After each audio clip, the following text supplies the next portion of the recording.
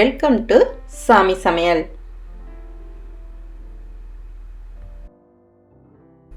நாம இன்னைக்கு பார்க்க போற டிஷ் இரும்பு சத்து அதிகமுடைய முருங்கைக்கீரை சாம்பார். வாங்க எப்படி பண்ணலான்னு பார்க்கலாம்.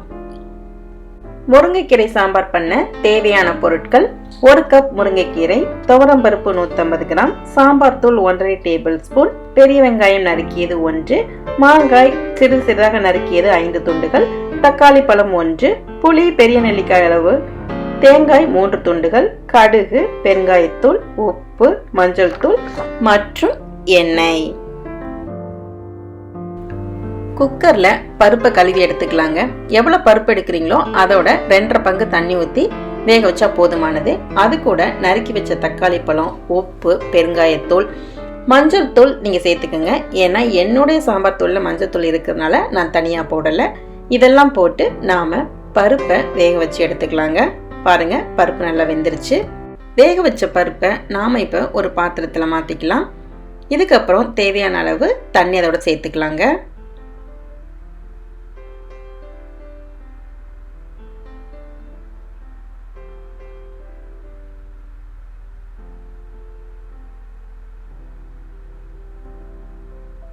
நறுக்கி வச்ச மாங்காயை அதை கூட சேர்த்துக்கலாம்.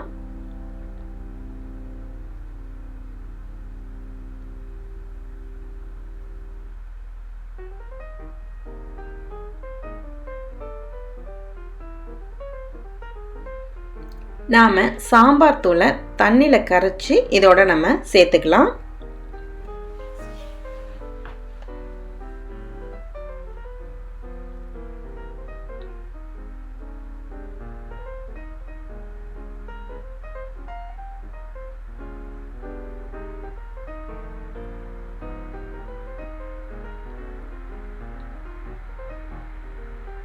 மாங்காய் வேகிற வரைக்கும் நாம இதை கொதிக்க விடலாங்க. மாங்காய் ஒரு 5 நிமிஷத்துல வெந்துடும்.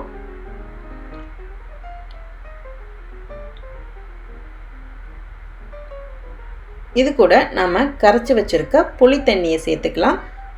புளி தண்ணியோட பச்சை வாசம் போகிற வரைக்கும் நாம கொதிக்க வச்சுக்கலாம். அதுக்கப்புறம் வாணலியில எண்ணெயை போட்டு கடுகு போட்டு தாளிச்சுக்கலாங்க.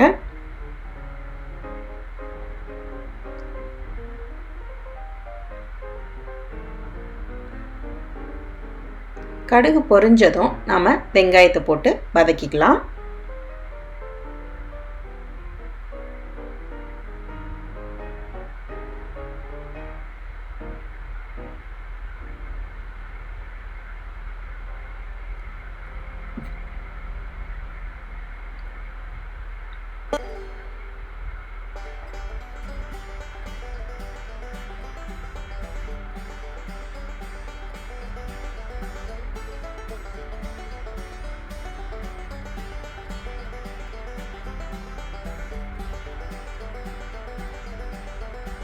வெங்காயம் பொன்னிறம் வதங்கினதுக்கு அப்புறம் அது கூட நாம முருங்கை இலையை போட்டு வதக்கிக்கலாங்க.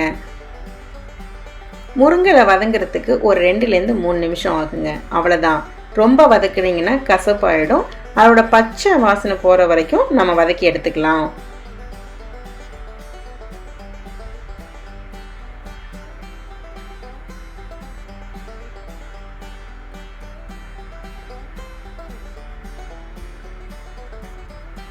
வதங்கிடுச்சு.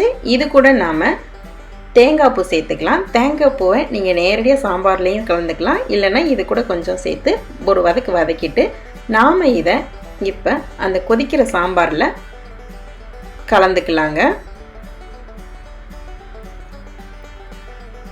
கீரை போட்டதுக்கு அப்புறம் நாம் ரொம்ப நேரம் கொதிக்க விடக்கூடாது.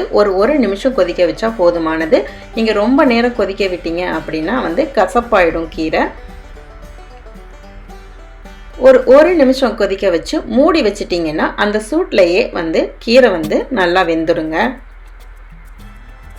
இப்ப நம்மளுடைய முருங்கை சாம்பார் ரெடி.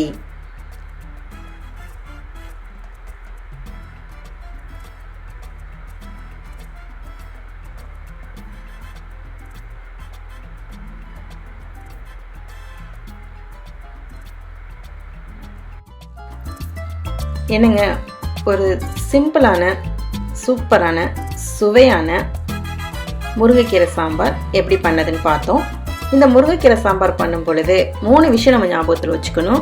1, முருங்கைக்கீரை வதங்கி நம்ம சாம்பாரில் போட்டதுக்கு பிறகு ரொம்ப நேரம் கொதிக்க வைக்கக்கூடாது. அப்படி வச்சிங்கன்னா கீரை கசந்துடும். 2வது, இந்த சாம்பார் கொஞ்சம் புளிப்பாக இருந்தால் நல்லாயிருக்கும். நீங்கள் மாங்காய் சேர்க்கலை அப்படின்னா இன்னும் கொஞ்சம் புளி அதிகமாக சேர்த்துக்குங்க. 3வது, நீங்கள் தேங்காய் பூ போட்டிங்கன்னா இந்த சாம்பார் ரொம்ப சூப்பராக இருக்கும். அவ்வளோதாங்க. இது 3 ஞாபகத்தில் வச்சுட்டு இந்த சாம்பார் செஞ்சு பார்த்தீங்கன்னா ரொம்ப டேஸ்ட்டாக இருக்கும்.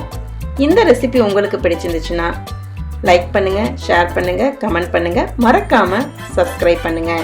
என்னங்க, ரெடி ஆயிட்டீங்களா முருங்கைக்கீரை சாம்பார் பண்ணுறதுக்கு? நானும் ரெடிங்க இன்னொரு ரெசிபியோட உங்களை சந்திப்பதற்கு. பாய்.